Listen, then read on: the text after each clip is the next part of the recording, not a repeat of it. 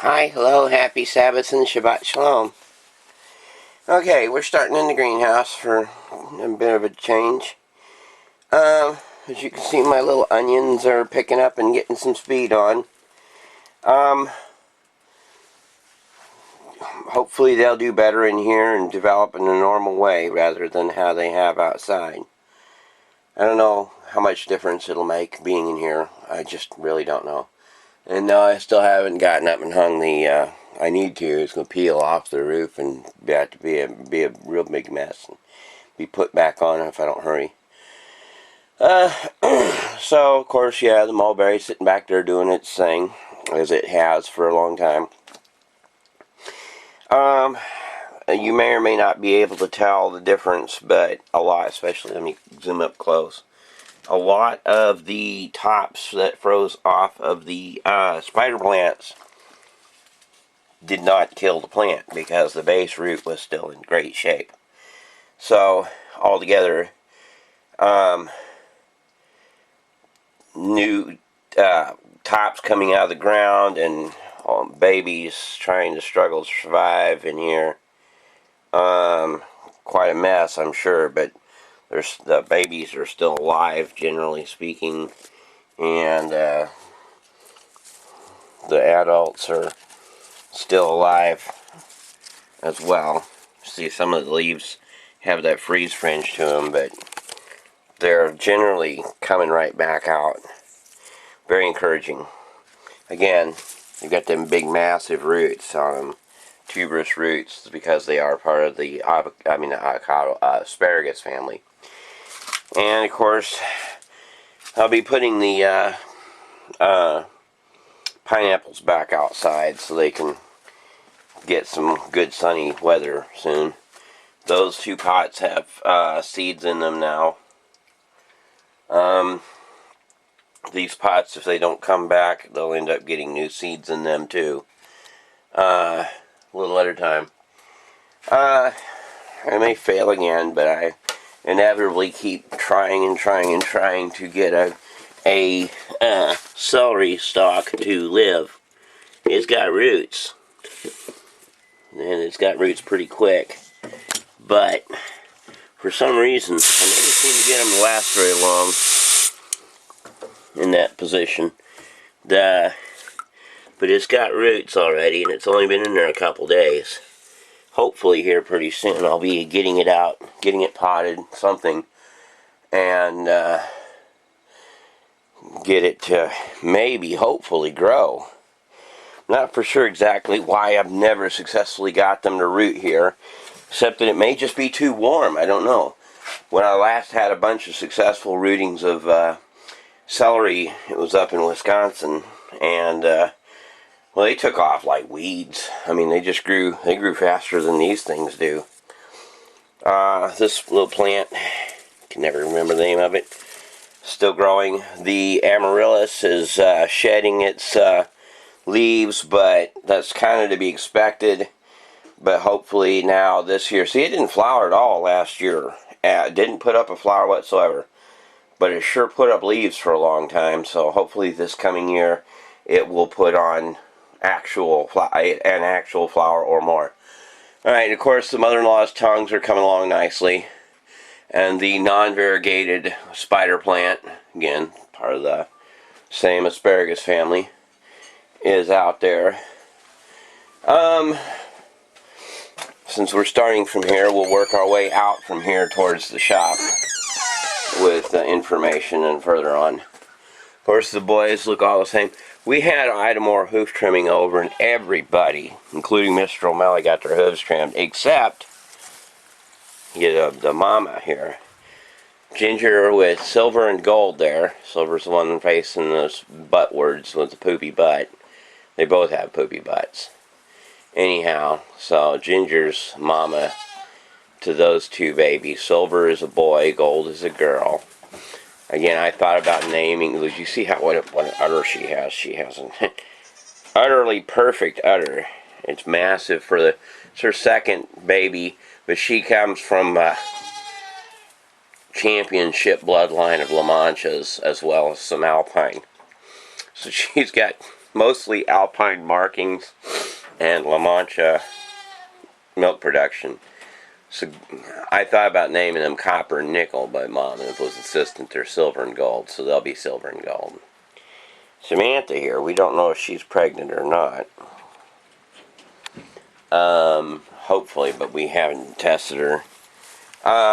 We did test some of the other babies when they were out being Mocha over there, looking at me with a sideways glance as now she's eating the studded collar. She's pregnant. We didn't test Chestnut. We don't know, but Caroline and Sugar are pregnant, and some of the babies might be pregnant too.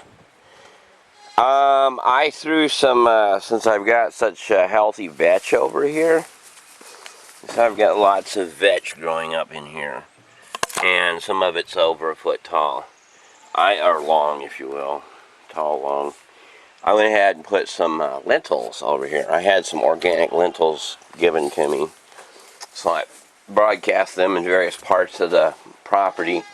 Anywhere where I saw the vetch were successful, I went ahead and put the lentils along with it because they're of the same genetic makeup generally in many ways. So if one will grow there, the other probably will too. So Miss Idamore thinks that Fluffy there, facing us on that stick, might be pregnant. And I don't know. I mean, he was in, Mr. O'Malley got in there. And if they are, you know, we're just going to have to deal with it. It happens. Hopefully it's not a birth defect issue from inbreeding, but we'll find out the hard way. Figure I'll go up here and see the red buds are pretty much, they're coming already to the end of their flowering stage and their leaves are coming out. So that's just about over with. The verbena are popping up all over the place. There's little verbenias popping up down on the other side of that fence row and just all over the place. There's even one in the field. It's not doing well because they're eating the top off of it, but it ain't dead. You know, it's got flowers popping up, that's how I know it's there. I found more hematite.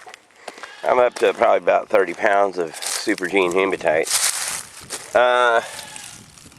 So there's that mountain bog gentian. Still happy growing along through here. So I guess knowing the amount of water that comes off of there, it picked an ideal, shall we say, mountain setting. Even if it isn't quite exactly a bog, it's very wet compared to a lot of places. Now, admittedly, it just landed where it landed. The dogwoods you see are starting to open up. They'll be very visible all over the place here in a couple of days because the way they open up.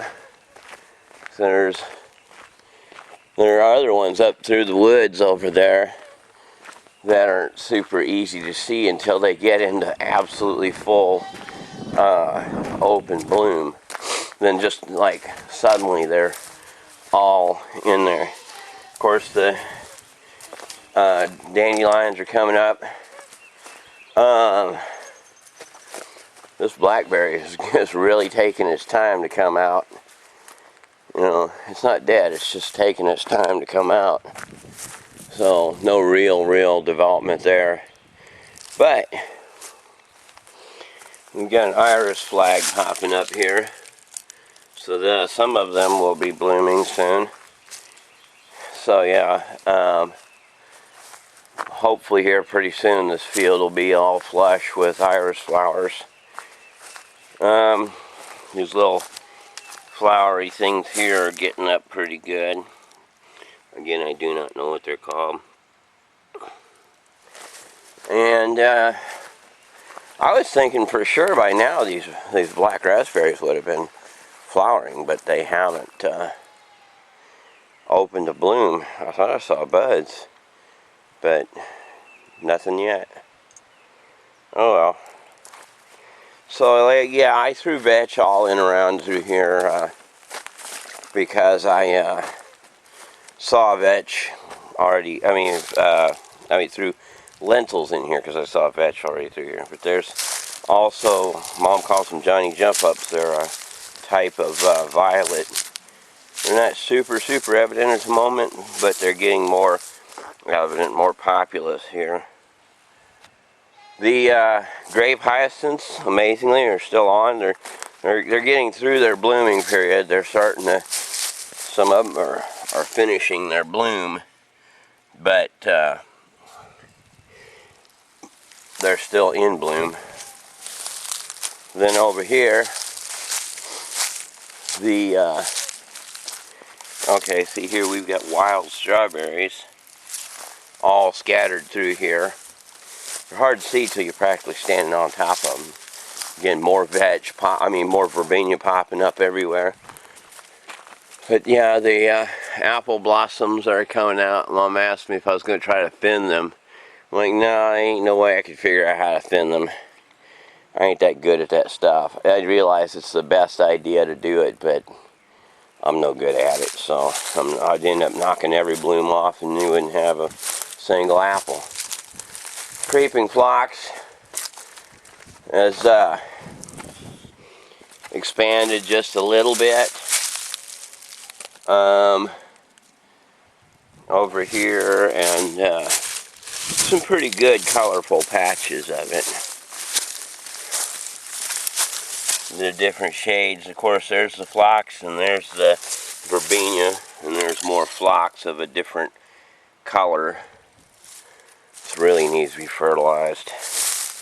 It's, yeah, pretty important to having good flowers, but I haven't done it ever. It's expensive. Stepping all over these yellow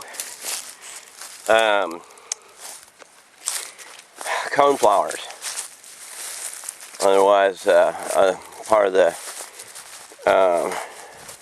Echinacea family. But not intentionally, but they're just thick as hair over here. Of course, the lilies are still on their way up until the deer come and eat them. Something about lilies that the deer like.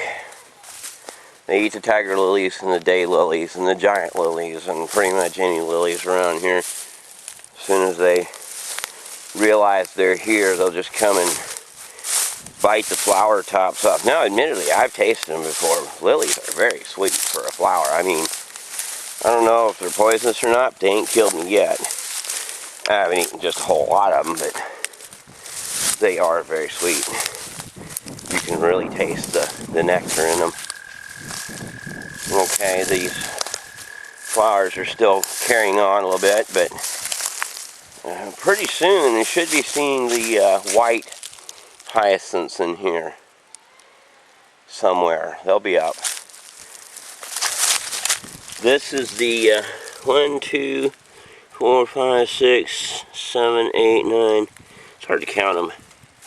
1, 2, 3, 4, 5, 6, 7, 8, 9, 10, 11. I was telling Mom there was a dozen upshoots, but I think there's only 11, or maybe just 10. That's a double. Oh, there's 11. Okay, so there's 11. There may be more later. But anyhow, so those will all put on at least 3 or 4 blooms apiece, maybe 5. All right, I sprinkled pinto beans in here, so right up against the bases of these trees. The reason I did that is A, it's a free trellis. B, it's heavy bush, which might help hide them from the deer. Now, I don't know if it's evident. I'll try to zoom in and see if they can be visible or not.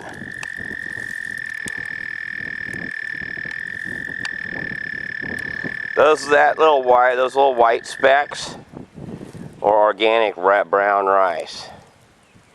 And they may not do anything but sit there and rot, or a bird or something may come along and eat them.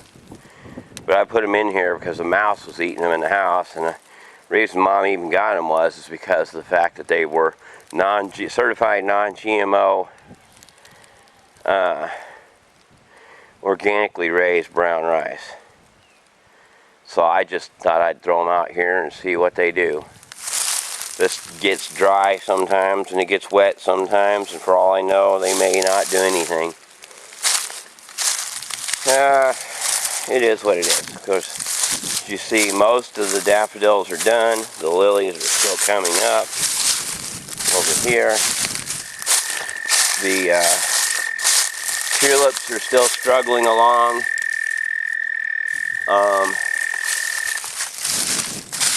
Come over here, hopefully without scratching the crap out of my legs since I'm short. And there's a lot of thorn and sticky brush over here. But the waxy buttercups right in here are just astonishing for our area.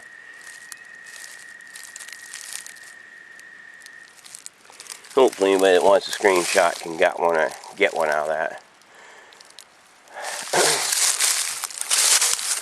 I was over here to check on this little sassafras tree there, and it's still doing good. It's in that cage for a reason, that is, well, to discourage deer from getting through it, hopefully. I realize this thing here may be buckbrush or a wild hazelnut. I've lopped the top off of it once when it was really small, but unlike then, I haven't been over here in a couple years to prune anything back, and it's got the same kind of flowers on it as the tame hybrid hazelnut. So it may be either a wild hazelnut or a buckbrush. More giant lilies. There's giant daylilies. Anyhow, so yeah, it's pretty cool. I don't know what it'll do. Again, I spread lentils in here amongst this vetch here. Now this tame hazelnut is taking its time to open up. But, and again, one's a male, one's a female. But the other one is getting along and getting open pretty quick. And coming back over here to this ever-increasing slope of verbena.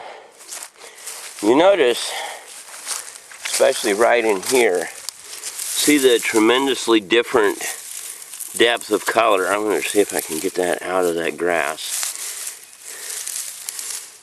The richness of the color in some of these blossoms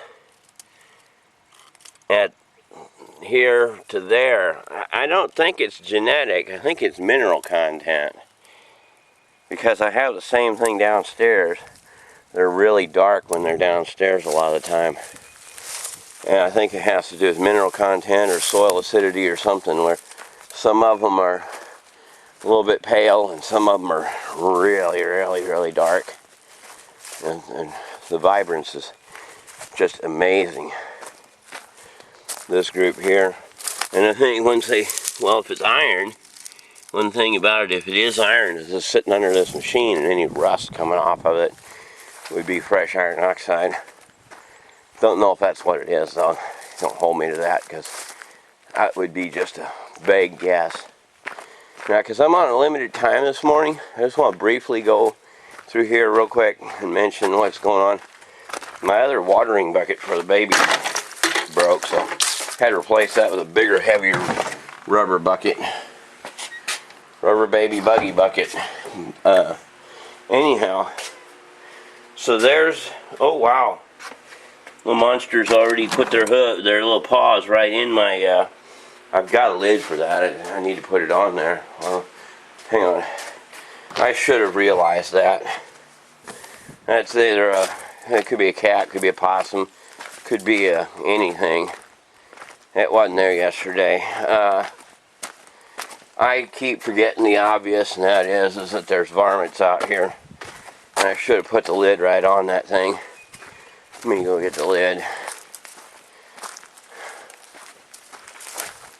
Stupid me, I should have realized that it was going to happen. Yeah, I'll just scoop that little bit out And when I go back through, it'll go through the sweating process, as I call it, or floating process. Let's put this back over the pot to keep the, by the way, while we're here, we get a quick pass at the cherry blossoms that aren't quite open yet. They'll be all over the place here in a minute. So yeah, leave it to me to go ahead and fail to cover up my product and let it get subject to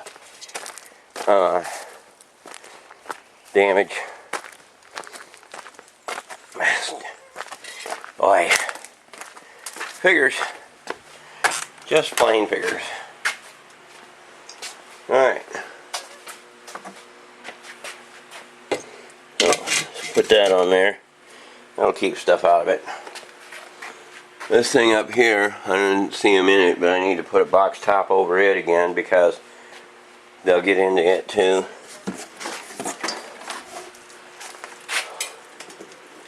There.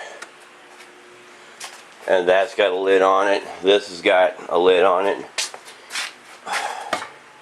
It's got a certain small amount of material in the bottom. I'll probably have to rerun this stuff a couple times to get it right. So, ow. Ugh. I just can't go anywhere. Been working on welding up a mounting part for there, burning through it real badly. Got that welded up part way. So it's supposed to mount in something like that, but vaguely something like that. I'm going to have to probably get some 1-inch pipe and create a cradle for that and stuff and all kinds of whatnot. But I am working further on that die filer. And I've got some heavy sheet metal I can use. I say heavy sheet metal, about 1/8 inch. Or heavy sheet or light plate, depending on how you define that. No, I haven't put that together. I have realized I can go ahead and clean that metal tray off real good and recoat it. Because now I have that big propane torch and the propane tank. I can just go ahead and... I was going to wait till I can burn it in a regular wood fire, but I think I'll just go ahead and torch it with the torch, and that'll also help me to stress relieve all the warpage in it. So that tree has not yet put on flowers. Orange Puccoon are up there. I'm kind of short on time, so I'm just kind of giving a broad sweep of those. And besides, there's an Orange Puccoon that popped up here in the field some time back. Don't know when. A couple of them actually. And they're looking really beautiful. So they're new. And again, the crepe myrtle hasn't decided to open up yet. All the plums that have decided to flower, they're kind of sparse in their flowering. They're not like super abundant in their flowering. And that's possibly because of the nutrition content here in the ground. Might be just not quite precise, or the acidity, pH balance. I come over here mostly just so I don't step off of something that breaks my leg and knocks me to the ground while I'm filming. So yeah, here we've got our constant. We're getting down to the point where some of the seepage is ground fault seepage, which means that it'll flow for a lot longer than surface runoff. But it runs back underground again here where it's permeable, so it's not like a big flowing river's coming out of here per se. There is a little water in a puddle right there. But we got like 6 inches of rain, so yeah, it's alright. Pretty good amount of rain. And then nothing right here that's changed, obviously, since I haven't got the track loader down here to finish leveling the field, and then got in here and stretched the wire to finish off. Some of that water that runs out of the hillside is, of course, coming down here, spreading out on the delta of sorts.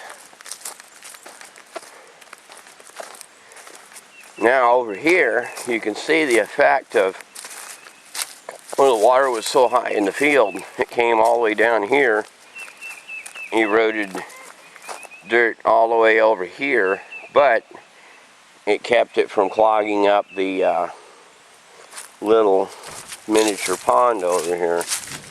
Now, this isn't meant to be a permanent full-time pond because it's so dependent on the depth of the creek that a lot of the time it won't be having any water in it. In other words, you can't trust it alone to water the goats when they're in the field. And I noticed that there's some backwash here. Water came around this side, it came in here and washed in here with quite a bit of force and turbulence. So even though I blocked the upstream, it circled all the way around here, came all the way around here, and back down right there and washed out. So, and some of it might have even washed right over here.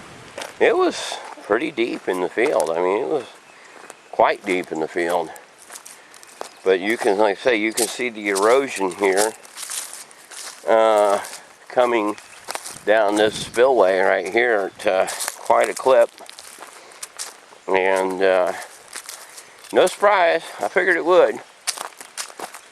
And these pieces of wood were washed down from upstream.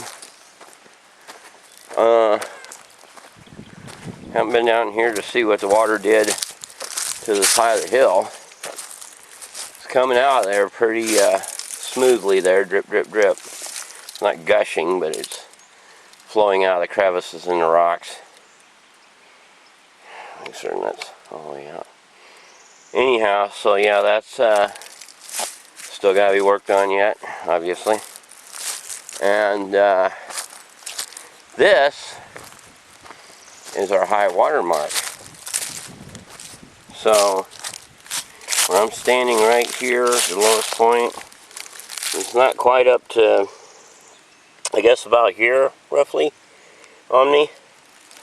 I have a foot of water right here during that. Again, this is a floodplain. The idea is to elevate it high enough up that it's completely above the floodplain. But it's just an idea at the moment. It's nowhere near completion. A lot of the plants down here are adjusted to living in a floodplain, so that's not a problem for them. I don't think I'm going to do a recap on the tiger lilies today because they're still so small they're not going to be real evident. We'll be brief about this. Again, like I say, I don't want to get too, I'm already wasting a lot of time I need to be doing other things with. So, the elderberries are coming along since the deer haven't been down here to devour them yet. And the verbena in the rich land is really vibrant. Here you can see some high-speed erosion. And we got a maypop coming up. I don't know if that's the first one of the year, but it's the first one I've seen today. There's another one. A couple maypops here and there. They'll be all over here for a short period of time. And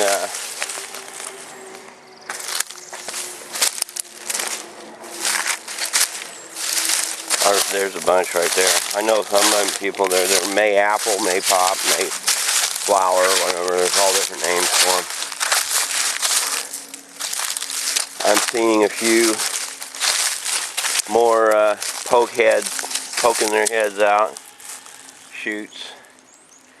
That's pretty much all I'm going to get today because I'm really, that's kind of pressed for time. I don't know what that is, but there's some beautiful flowers that start out like that, and it's probably one of them. And so over here was flooded over pretty heavily.